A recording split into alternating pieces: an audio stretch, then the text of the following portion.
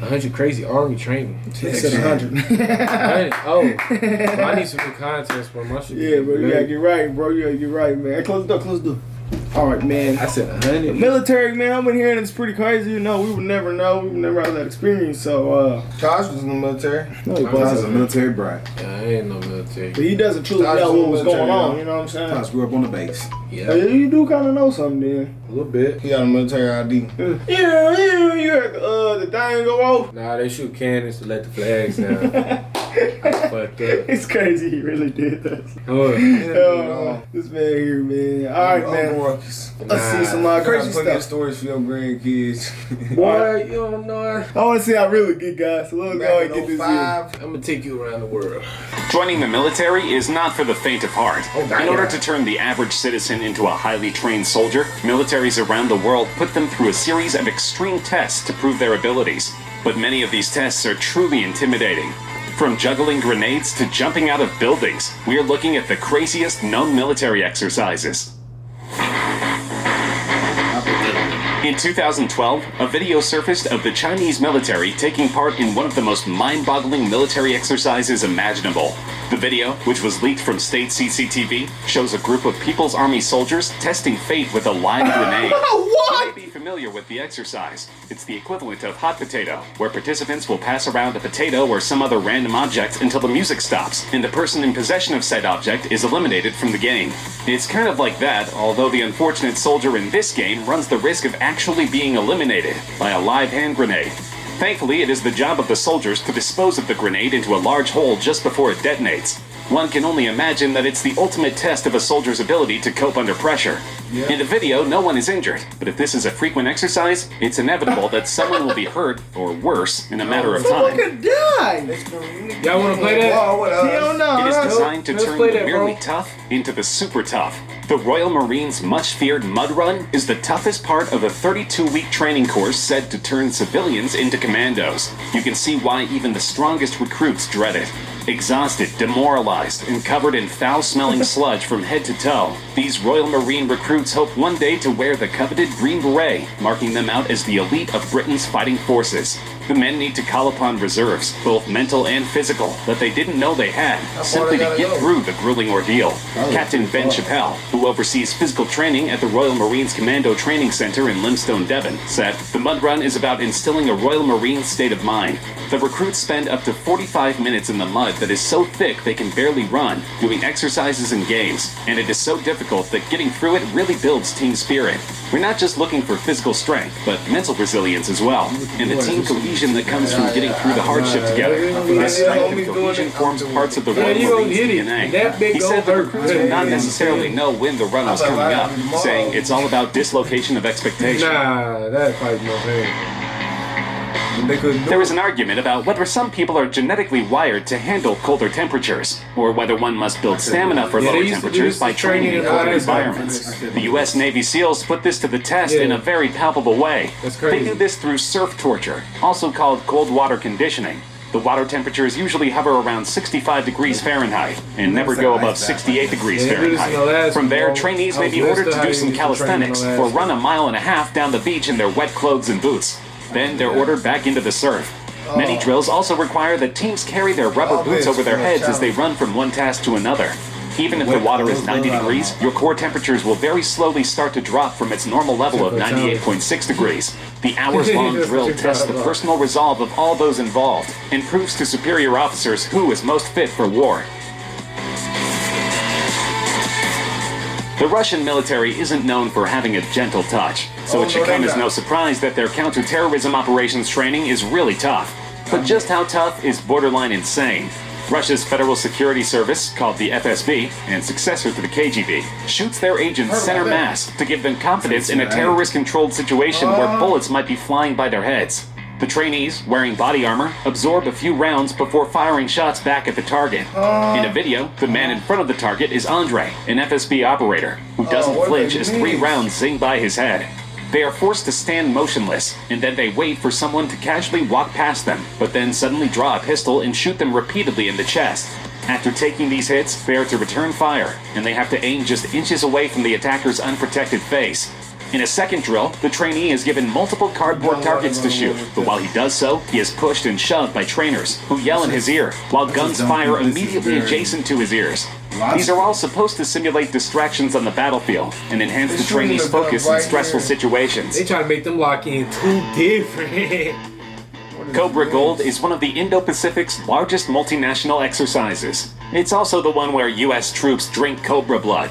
The exercise includes events such as an amphibious assault demonstration, landmine destruction, and a combined arms live-fire exercise. But probably the most photographed event is the jungle survival training, during which Thai instructors ship. It's a good thing I live in America. Yeah, they said United States Marines With is the doing Americans, this. their knowledge of life-sustaining jungle sources of out there food right and now. water, plants, insects, and, of course, cobra blood. For instance, some plants can be a good source of water, and there are a lot of different fruits available for consumption. But when those options aren't available, Marines can also eat geckos, gibbons, and even scorpions. Then, of course, there is one of the most iconic aspects of the Cobra Gold jungle survival training, drinking cobra blood.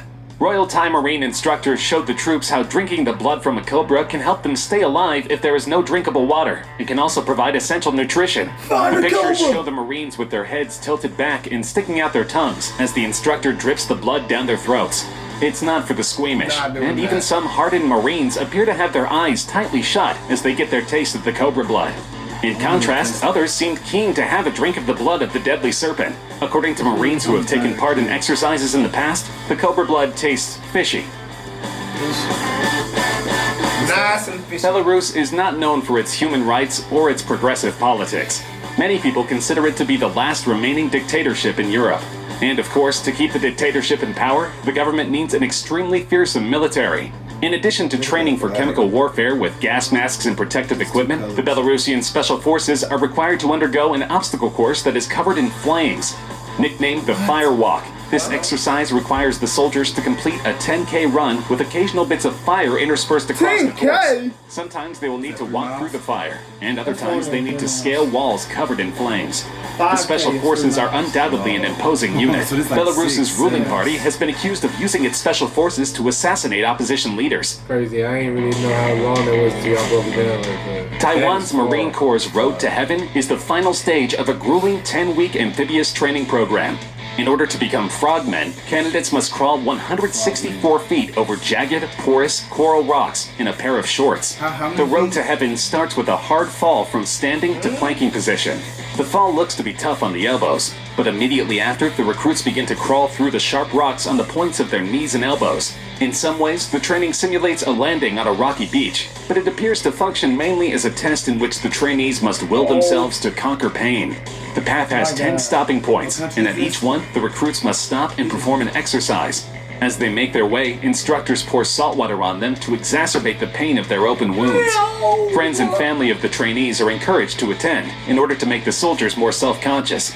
At the end of the long, rough road, they finally earn their place among the most elite soldiers in Taiwan.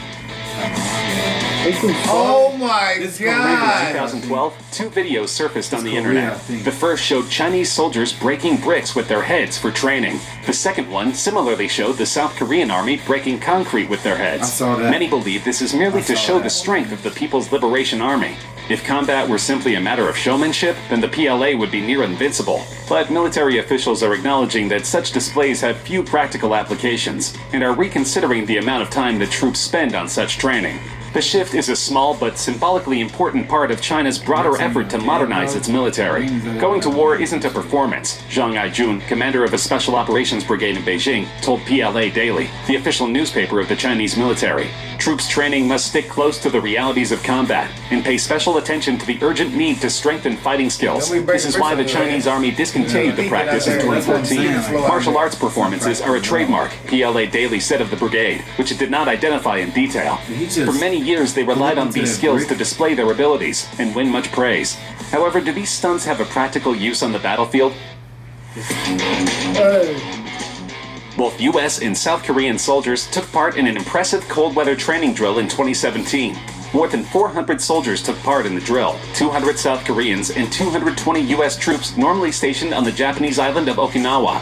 The exercise has been held since 2013 to train the military to be able to fight at temperatures as low as -4 Fahrenheit. More choreographed than tactical, the troops perform for a horde of media, which at times seem to outnumber the North Carolina-based Marines and their Korean counterparts during this annual photo op. An environment like this is unforgiving, said Captain Thomas Rigby, 33, of Company A, 1st Battalion, 8th Marines. The company commander from Red Bank, New Jersey, said his Marines use the harsh locale to focus on cold weather squad tactics and decision-making skills.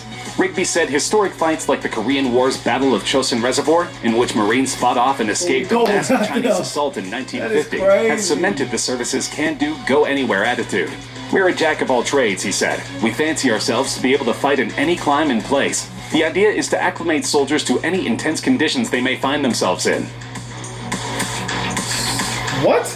Service in the Israeli army is compulsory for all young Israeli citizens in good health, so recruits should hope that they are not forced into a controversial program in which they are forced to jump from the tops of skyscrapers and rappel down the buildings. The idea is to prepare the soldiers for the impact of a bomb on a building, so that they can get citizens out of the flaming structure safely. It is also a preparation for terrorist situations, where they need to enter a building covertly. Certainly the drills have many applications, but hopefully the soldiers don't suffer from vertigo or fear of heights. These new recruits will be prepared to defend the Tel Aviv skyline. Wow. I would fall like a person. That was pretty crazy. That is crazy. That video blew my mind. Wow. But It was pulling bro by his feet on the rocks. Yeah, no, that was insane. That The Cobra blow was pretty shocking as well. Hey, you know the good thing about America? Nobody gonna think about coming to invade us. Shit. We spent trillions of dollars Boy. on national defense. Not even that, boy. The citizens got them rods too, boy. Yeah. You gotta think about, boy. They got the military. You got regular. They best bet would be trying to blow us up, and they couldn't do that because we got so much anti-missiles. Yeah, I be scared about that shit. You got little Billy. Billy got a little shotgun. He ready to pull up around. In the UK, most crimes committed with knives. Oh my god, that shit. Like in Paris, I read that you gotta worry about people stabbing you and robbing you. Like in America, you gotta catch somebody lacking for that to happen. Like, that's not gonna happen over here. And if it does, you gonna die. Yeah. You gonna die. You gonna get got. Man, y'all sending some more military videos, man. Those were lit. I ain't gonna lie. We gotta get That was great. Yeah, alright, guys. Send us some more, man. It's on Instagram. We out here.